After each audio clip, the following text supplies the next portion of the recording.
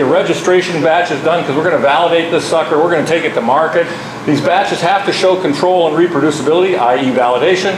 And you need 3 validation or registration batches at the end of your manufacturing runs. You have to do it 3 times to show that it's actually repeatable, so that you can guarantee that it's going to work. And it has to be done at the manufacturing level. If that's 1 kilogram, that's 1 kilogram. If that's 100 kilograms, it's 100 kilograms. You can't just jump again and say, hey, FDA, we're going to jump up to 100 kilograms now that we got it shown that it was working. They won't let you do that.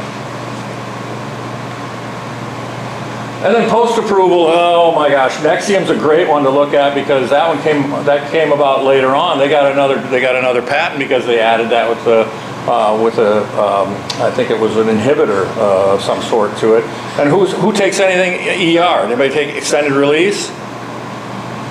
That's a new patent, more protection.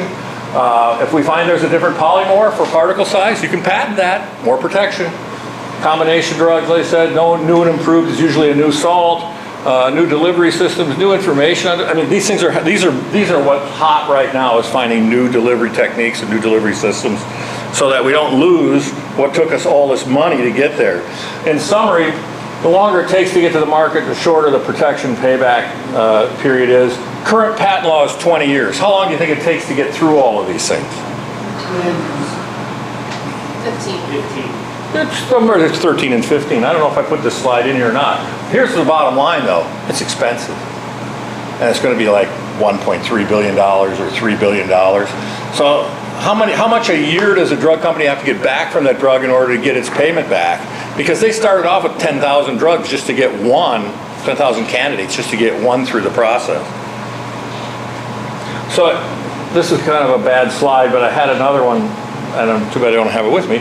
But it showed sort of the horn or the cornucopia of the things that have to happen to bring 10,000 candidates through all these processes to launch, and it's expensive. And I don't want to do this one.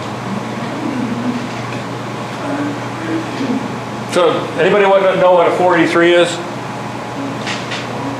You do. What is this, Michelle? You did something wrong in the FDA's eyes and they charge you for it. Once you're on the market, if the FDA stops in, which is supposed to be biannually, they'll stop in and visit you to make sure you're doing things correctly according to what the paperwork you filed. And if they find something wrong, they give you a 483.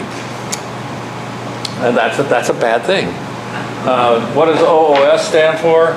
Out of specification. Out of specification. We do not have out of specification, but if we do, there's a decision tree to follow, and we'll do that.